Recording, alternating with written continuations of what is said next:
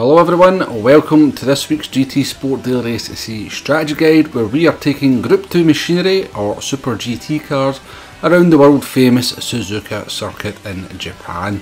And while this is a fairly familiar combo in terms of car and track, there is a certain little twist to this one which makes it a little bit unique. So here's the sort of detailed settings. We have 10 laps to get round, tyre wear at times 6 and fuel at times 2. And the twist is that we actually have the racing soft tyres available along with the racing mediums. And as ever, we will assume that those medium tyres will be mandatory. But yet having the soft tyres available is a little bit of a twist at this one. Usually it is the medium and the hard tyres. So it will be interesting to see how the sort of different tyre choice might mix things up.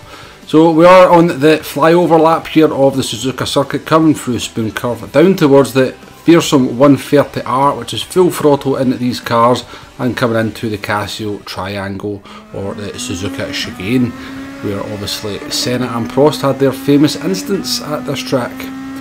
So joining on board with the racing action here, we are in the 2016 Nissan GTR, likely to be the most popular car around this combination. I think it was last time, but with the sort of mix up with the tyres, maybe a new car will come to the fore. However, in terms of working out the strategy, it doesn't really matter because any kind of strategy advantages will carry over to any car anyway. So coming through the S's here for the first time on these soft tyres. So really the first thing we have to kind of find out in terms of the strategy is how long these soft tyres are going to last. So whilst I was warming up for this one, I was doing some testing on the medium tyres and finding out what kind of lap time I could get out of them, and that will give me a sort of indication as to when I need to sort of pit from these soft tyres. So I knew with a good lap on the mediums I could do a kind of high 1 minute 49. So on these soft tyres, the moment we look like we're going to start dropping into the 1 minute 50s, it's going to be time to make that pit stop. The first strategy we are looking at here is the one stop, starting on the soft tyres and then moving on to those mediums. So I will tell you straight away that even by lap number 2 you're starting to lose performance on the soft tyres. You'll probably set your fastest second and third sectors on your opening lap. By the time you come to your first flying lap, you are definitely starting to lose a little bit of performance. So we have rather sneakily jumped forward here to lap number 5. You can see started off with a 148.7, a 49.3, then a 49.6, and we're definitely hit that threshold where we're going to sort of drop into the 1 minute 50s on lap number 5. So it's definitely time to come into the pits, get rid of these soft tyres and stick on the mediums. And that'll give us a chance to find out about the pit loss and talk about the fuel. So Suzuka in Group 2 is a very quick pit stop. A little bit unrealistic. It could do with being a good bit longer. It's only 4.2 seconds you will lose in the pits making a change just for tyres. There is no fuel involved in this one. Fuel is only at times 2. You'll probably finish the race with roughly around about half a tank. So certainly no concerns on the fuel. But that very short pit stop does kind of dictate the strategy a little bit. If there is the option to do the no stop on just the mediums, then let's rule that one out straight away. The medium tyres will be absolutely fried by the end of lap number 10, and you're obviously going to be losing a reasonable amount of performance versus the soft tyre anyway. On the other hand though, such a short pit loss, it does now bring the 2 stop into play, and we will be checking that out after we complete the 1 stop strategy here.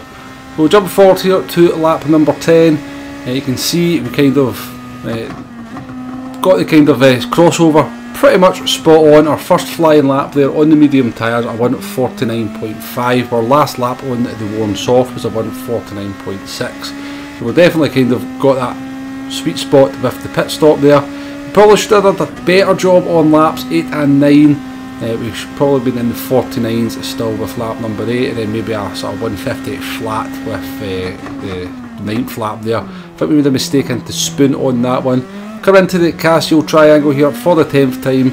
The last lap here has been pretty good, and we'll get across the line here and we'll get a benchmark time set to compare against the 2 stop strategy. So the finishing time should pop up here. There we go. It's at 18 minutes 24.8, and that is the time we're going to be taking into the 2 stop strategy as we now join on board with that. So we are just going to do this one on the soft tyres as well. So we're going soft, medium, We'll just do 4 laps on the first stint, 5 laps on the second stint with the fuel a little bit lower, and then just a single lap on the mediums at the end. And we're coming to the end of lap number 4 here, and that is time for our first pit stop.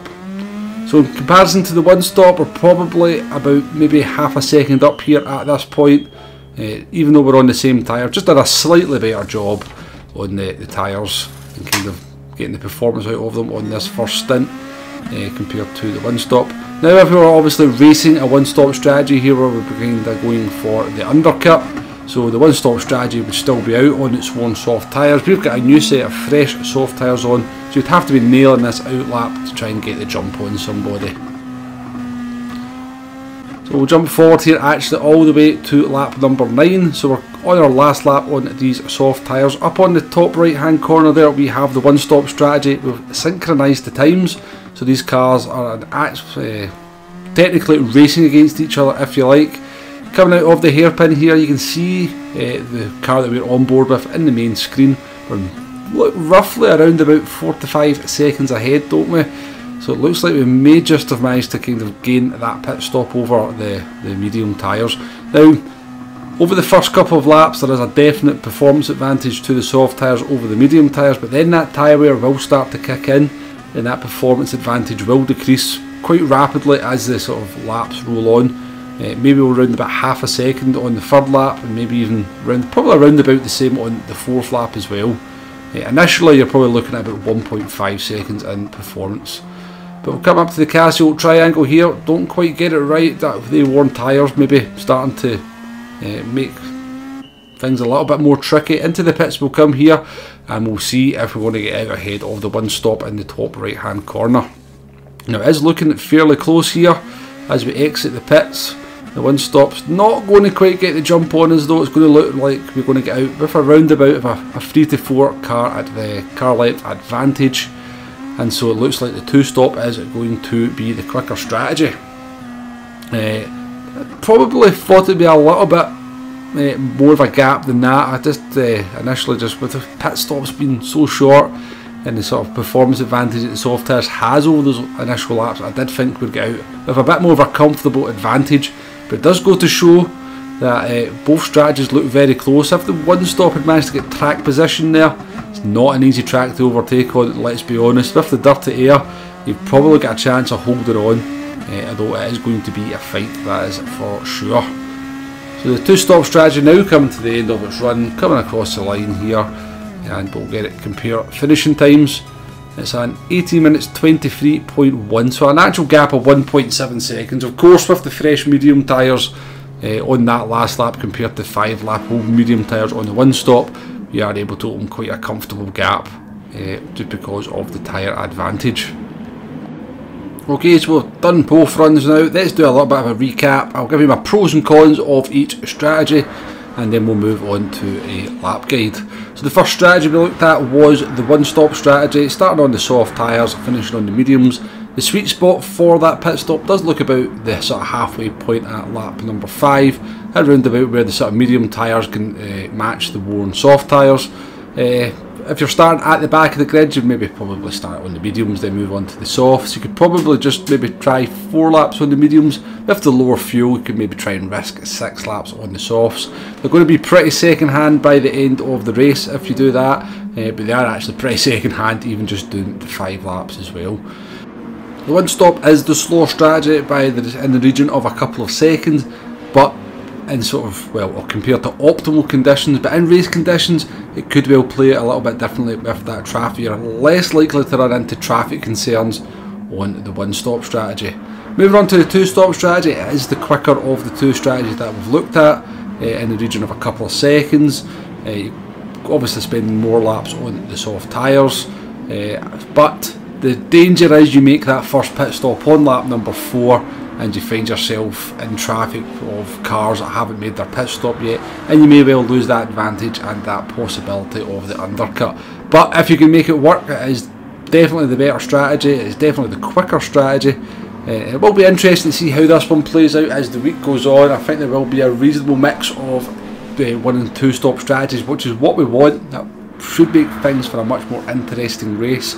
So in that regard, I am looking forward to this one very much. I'm not going to recommend one strategy over the other. All I can tell you is the two-stop is quicker. Once it comes to actual race conditions and traffic, then all is in play. And let's just give both of them a try, let's put it that way. I'm certainly going to try both of them myself. But hopefully it's been some useful information there in terms of the strategy. Let's move on though to a little bit of a lap guide in a Nissan GTR 2016 model. We've got the brake balance at +1. I would probably recommend the brake balance at +2, just to sort of try and look after those front tyres a little bit more. You definitely need your front tyres more than your rear tyres in this one, but we're heading now down towards turn number 1 and 2. You're looking for the path on the left hand side as your marker. Very, very easy to run wide in turn number 1. If you do happen to run wide, just accept you're running wide, don't try to catch the car or you will spin. As we now move into the SEC, it's just about feathering the throttle, carry as much momentum and speed as you can. Down into third gear for this right hand S, try and get the line right for Dunlop curve here. Again, very easy to run wide here, so do be careful on that one. If you catch a wheel on the right hand side there, you will go round. Down towards deg number 1, 50 metre board is your marker there. End of the curb is your marker for deg number 2. Under the crossover for the first time and up towards the hairpin. End of the curb here is your reference point. I think you maybe have to brake a little bit earlier for that. Keep it nice and tight into the hairpin, get the car as straight as you can and power out onto this, what is called the straight. I think it's better known, it's not better known, I think it is known as 200R in Japan. But it is full throttle as we approach Spoon curve. There is a path on the right hand side and the approach to Spoon, that's your marker for Spoon. Very, very tricky part of the circuit is the second part of Spoon. Again, very easy to run wide and go off the track. There's a bit of a theme in this very tricky track. Down towards 130R, it is full throttle whether you're on the soft tyres or the medium tyres and whether they're worn or not. So it makes it nice and easy. I'm braking for the chicane around about 125 metres. Taking as much curb as you can, actually being very, very generous with the curb on the second part as we power out round this curve towards the start finish line, and that is a lap of Suzuka in the Nissan GTR 2016. Now please do hit that like button, please do hit that subscribe button if you haven't already. Do say hello in the lobby if you see me. I'm going to sort of take part in this one quite a lot as the week goes on, so I look forward to seeing you there. But until then, thank you very much for watching and I shall see you on the next one. Goodbye now.